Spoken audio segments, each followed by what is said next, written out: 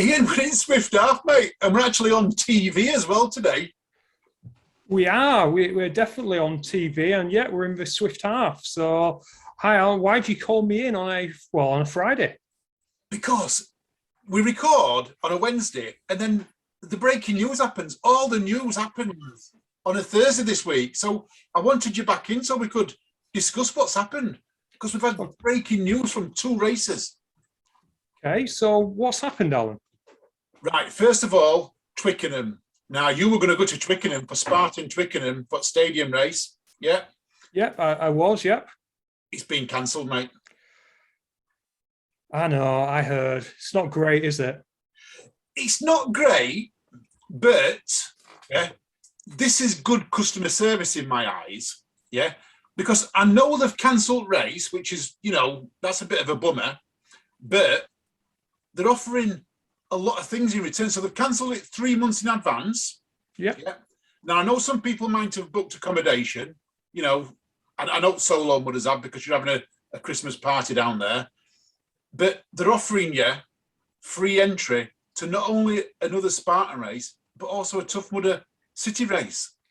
Well, they are, although it's not exactly like that. They're offering you a transfer to any Spartan or the Tough Mudder. That's great customer service in my eyes. Yeah, no, it is. Or you can have a refund if you ask for a refund in the next month, and they've cancelled it far enough in advance that unless you paid in advance, yes, you will be able to get a refund on your accommodation. What great customer service! Giving you this much notice, calling this early on, I like that. I like that, Ian. I'm a fan of that. No, I agree, and it is a shame. I suppose we should say the official reason is that, well, sadly, I think they were faced with a similar choice to you about the race that shan't be named, in that they got to a stage where they had to make a decision. Yeah, Alan? Exactly. You're 3 months out, and you've got to make, and I stress this to people, you've got to make the decision. Go ahead, open, you're going to make them entries up, or call it and offer the refund, give the refund, the transfers, whatever. And they've done the right thing. 3 months in advance, I applaud them. No, I agree, Alan, and it is good for them to do it. Yeah, of course, everyone would be a little bit sad. I'm very sad because it was going to be my first Spartan, and it looks like we have to wait till 2022 for that. But it's good of them to have reached out early, allow people to sort it out. And like you say, the offering, I think Martin Gemmell, a friend of the show, pointed out that it might be the first time in the UK that they've taken advantage of the Spartan Tough Mudder crossover to also offer like you say, an entry into that. And we've actually taken advantage of that. We will attend Tough Mudder Modern in the city. Wow. Excellent, mate. That's great news. That's great news. And while we're talking about Spartan, another breaking news on Spartan today. Trifecta World Cup. Yeah, the Trifecta World Championships that happens in Sparta in Greece, I think around November time.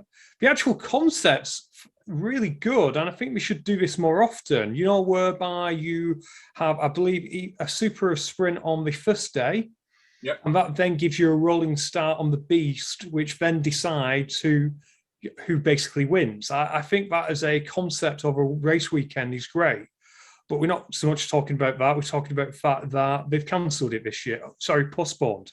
Postponed it, yeah. Postponed it. It's going to happen in 2022, but they're talking about travel restrictions, and you've got to commend them again, because we know we're pretty far out, although not maybe 3 months. Some people may have booked flights on this one, so I do feel a little bit more on this one.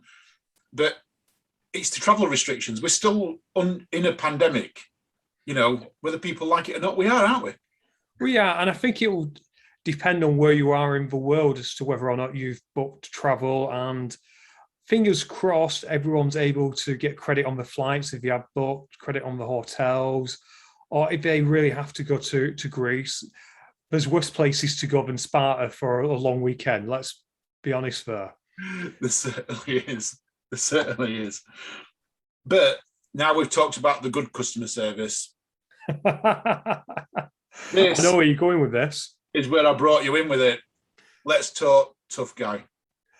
Yeah, let's talk Tough Guy. So on Wednesday, we encouraged you, well, what you've probably heard today, we encouraged you to go and have a read of it, but we've had an extension from there, haven't we? We've had some breaking news following that yesterday after recording, Alan. Do you want to say what dropped in your mailbox? If I could understand it, I would. But I do get it. So we talked about what came out late last week or early this week, come out the weekend, I think, regarding Tough Guy. Turn around and say it was the end of Tough Guy Global Limited. They didn't really say why it was. Well, they did say why it was then because of the Beatles and COVID and that. And one of the things I took from it at the end, right down at the end, I never expected to happen what's happened. So before I come to that, it turns around and says, we hope in the future to be able to invite you all as fundraisers of Tetton Hall or Sanctuary to a brand new way forward with new exciting charity events. Yeah. So to me, that told me Tough Guy's going to continue. Yeah, that's what they said, and we should clarify that was on the email that got sent out on, I think it might have been as late as Tuesday and Monday. For some strange reason, I really struggle with days at the moment, Alan. So it was this week earlier on. September 6th. September 6th, so that would have been Monday. Monday. Yeah. So we got that. It was a Mr. Mo special email. It was a little bit rambling, I think is a fair way to say. And as we discussed, it said either it is happening or it isn't happening, but we don't know. So what happened Thursday, the 9th of September? We got a letter from the creditors to tell us that Tough Guy is going into Tough Guy Global is going into liquidation. I'm going to stop you there. Go on. This is why you brought me in as your legal assistant. You didn't get a letter from the creditors. You got a letter from the liquidators. Liquidators. That's right. The liquidators, which is it? I have got the name up on my screen here. It is it Rhymes and Rhymes or something like that? I'm going to go back up my screen. Rhymes and Co. Licensed insolvency practitioners. Yes. And what was actually quite amusing to me was that a lot of people read that letter and were as confused by it as they were by Mr. Mouse's email from Monday. I can, however, confirm that this is a fairly standard notice to creditors. Yeah, I have seen these before because I have been caught up with racers before. I've gone insolvent on me. So I have been caught up with these. But there's a couple of things on this here, you know, that I wanted to let you in to discuss them with you. Because I know our listeners and our watchers now as well are going to be asking these questions. So I've got a couple of questions for you. Okay. My first one is, right, there's a website, there's a social media group, and there's a database of God knows how many runners out there. Yeah. Okay, starting with the easy questions I see, because I can see where this is going, but carry on, Alan. Yeah. How can, first of all, I'm going to go back one stage. Billy Wilson, Mr. Mouse, doesn't own Global, Tough Guy Global. It's owned by his son, William, and Verity. Okay. So, I wasn't 100% aware of that because I haven't looked into it, but if that's what the shareholding documents say, then yes. It is owned by the shareholders. So let's go back to this social thing now. Verity and William are buying or they've offered money, and I think if my memory serves me right, it's in excess of £2,000 to buy back the website, to Tough Guy website, to buy back the Tough Guy social media links, and to buy the database back. Now my question is, Ian, how can they do that if they're liquidating? Okay, I'm going to take a few more steps back if that's Alan. If that's okay, Alan. God, you can tell it's been a rough day. But when a company is liquidated, it's the job of the liquidators, in this case, Rhymes and Co. or whoever they are, to get all the assets. Okay? Yeah. From my reading of the letter, the land and the obstacle race venue is not part of the assets of Tough Guy Global. And Correct? that's what I'm reading. Yeah, I'm reading that as well. Yep, which is fair enough. That often happens. And as I recall, Tough Guy Global didn't start until about 2012-ish, maybe 2011-ish. I'm 2012. going completely off memory here. So it stands to reason that if Mr. Mouse owned that land, he'd probably rent it to Tough Guy Global to do the competition, okay? So they don't own that as an asset, that they lease. Their assets then, so it's a job of liquidators to find the assets. My reading is the only assets available are what's called goodwill. Right. And goodwill is effectively the non-tangible stuff. So when you hear about goodwill, you instantly think, well, your old customer base, because they have goodwill to you. Yeah. And as you identified, it will include the social media, it will include the IP, etc. We had this recently with another race that I won't mention that recently got purchased, but yeah, it is the mailing lists, etc. So that's the goodwill. It was valued, because they'll get a valuer in, around about 1,800 to 2,500. Yeah. Okay. From my reading of the documentation,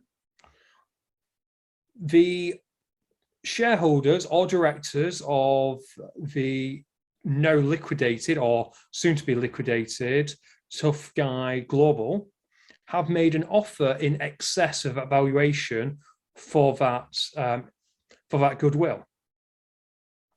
Yeah. Okay. At this moment in time, there is nothing to say that that offer has been accepted. Right. I'm going to go into weeds a little bit here.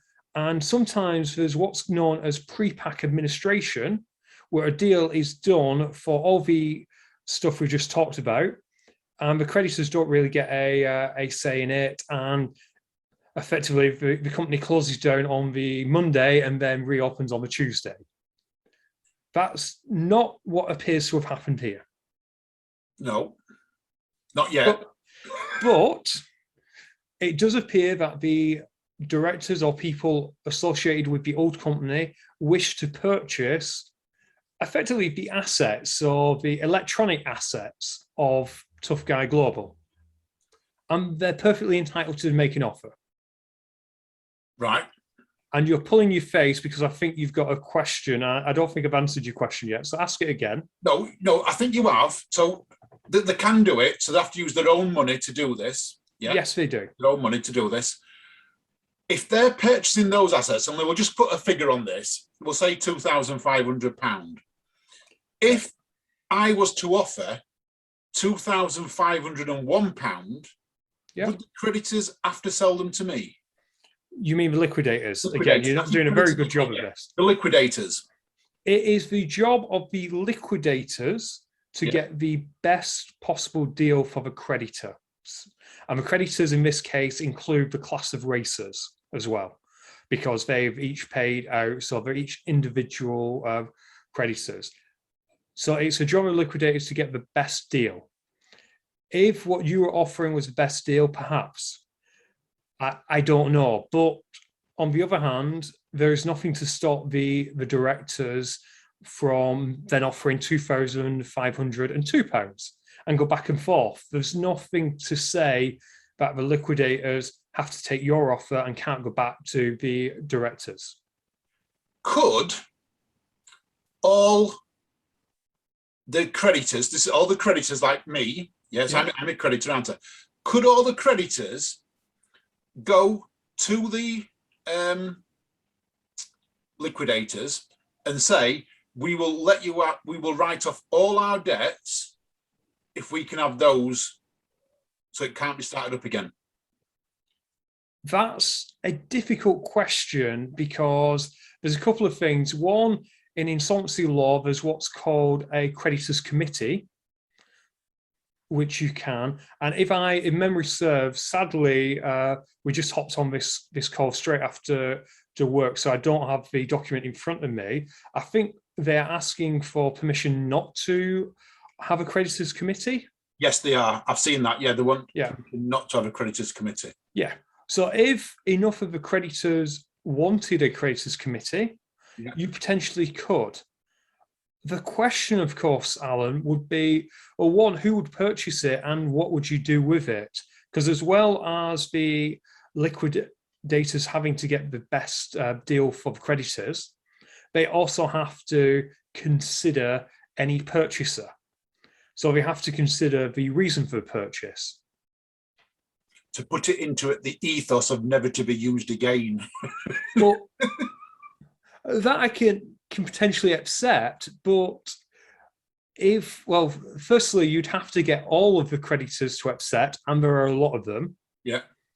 And secondly, I guess the question would be, how do you prevent that?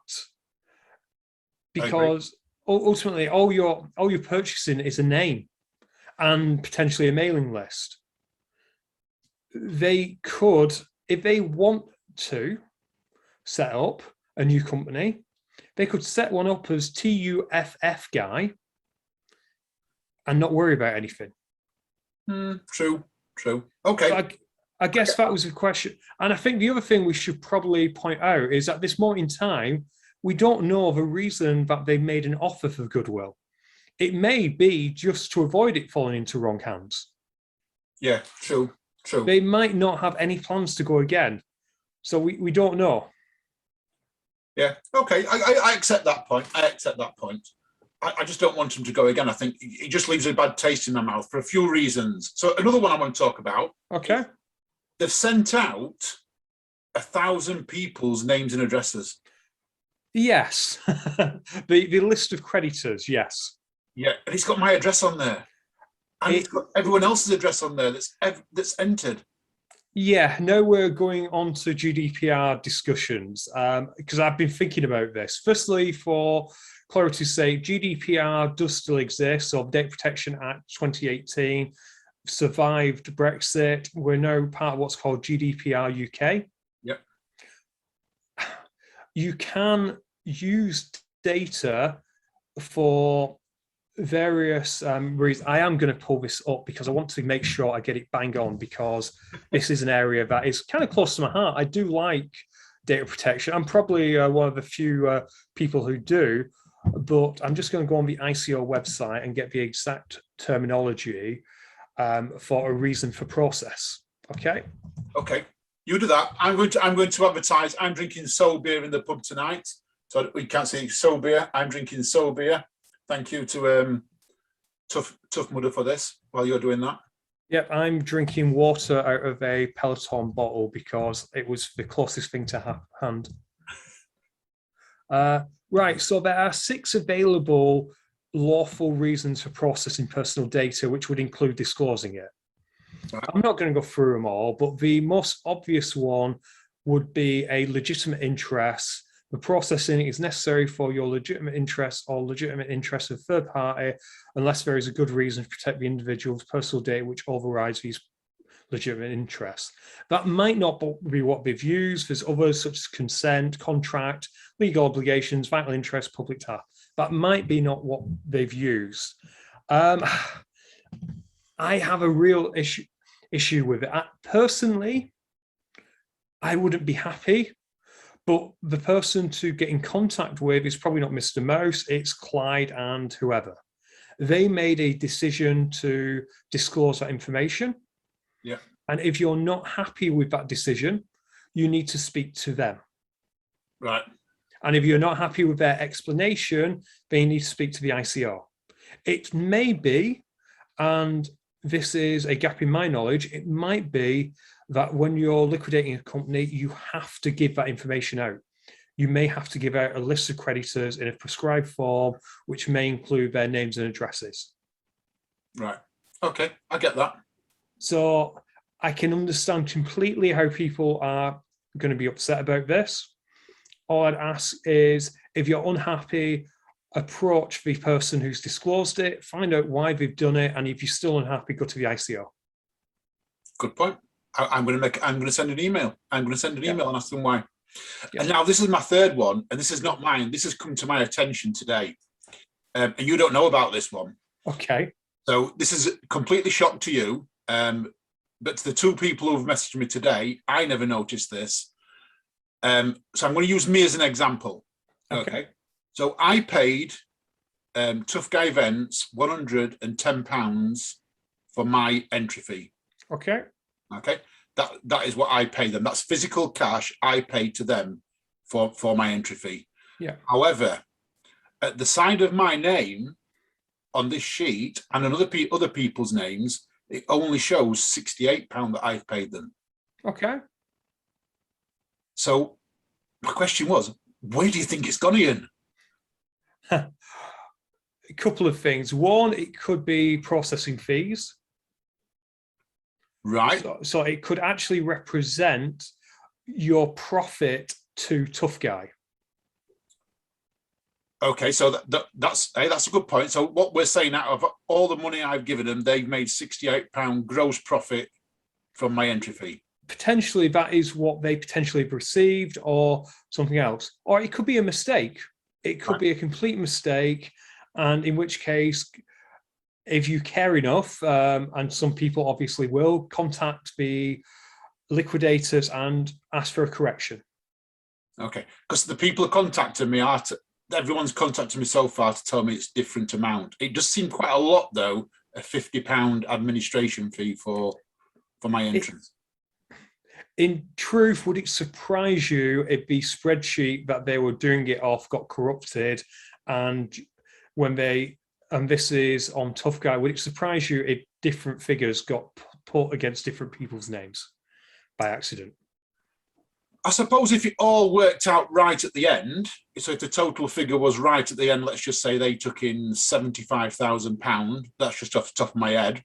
If that figure was right, then no, it wouldn't affect it. But let's just assume that it is correct that they think they've got 68 so the total figure is 75, when actually it should really be double that.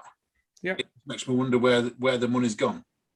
No, it could be a genuine error. It could be they were representing what you were worth to them. I suppose, in truth, it doesn't really matter that much. It doesn't. It matters if there's going to be a distribution to the creditors, right, because you get a proportional distribution following the sale of assets. Which is going to be pennies. Potentially, and bear in mind that Clyde & Co get the first shot at the money. So if there's £2,500 going to be put back in for the goodwill, they get 1,200 for their services. I don't have it to hand, but I'm fairly sure that it was about £6,000. I'm not sure whether or not there is an actual part in there which says how much the asset value is. It might be that we've not established it yet. Right. Okay. But there's a £20,000 loan outstanding to Barclays, I think, that's got to come out of it as well. Yeah, and if that's secured on all of their assets, then that would get paid first if it's secured by a floating charge. Right. Okay. Okay. There we go then. So, in other words, my thoughts, we're not going to get his money back, but watch this space because Tough Guy's going to return. That's your opinion. I don't know. I'll see whether or not they come back. Yeah, if they come back, it's then up to people whether they want to race or not. I'm going to race it because it's the best race ever out there. I just don't like what they've done. No, but they're not the first people. No, they're not. And they probably won't be the last either. Yeah, and let's not forget, less than about 24 months ago, no, probably a bit less than that, maybe 18 months ago, I was having a very similar conversation like this to Matt B. Davis about Tough Mudder.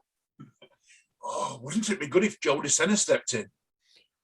Well, as a joke, I did send a message to a friend and said Joe should get his checkbook out, but I don't know if it's worth anything. Without the land that Tough Guy's on, all you're actually purchasing is, I guess, the name and a mailing list. Yeah, but to have that name, the Tough Guy name. Yeah, potentially. it's worth whatever it's worth. It's worth whatever the value is to someone. Yeah. Or maybe we should put a bid in and become Tough Guy Swift half. Tough guys. And on that note, Ian, I'm actually going out to for a meal tonight. I don't know what you're doing. I've only just got back, so I need to figure out what I'm doing for the evening. Tomorrow I'm going to Bog Commander. Very good. Have a good, great day there. So we'll hopefully get some content out there. Thank you, anyone who's watched this and got to this end. Please hit that subscribe. Please listen to the podcast and contact us, admin@ukocr.com, Yep. or actually contact us on the Facebook page if you want, because we've had a fair few people contacting us, and we'll talk about them on the podcast next week. We certainly will. And until then, Ian, thanks for joining me at Swift Half. Good night, Alan.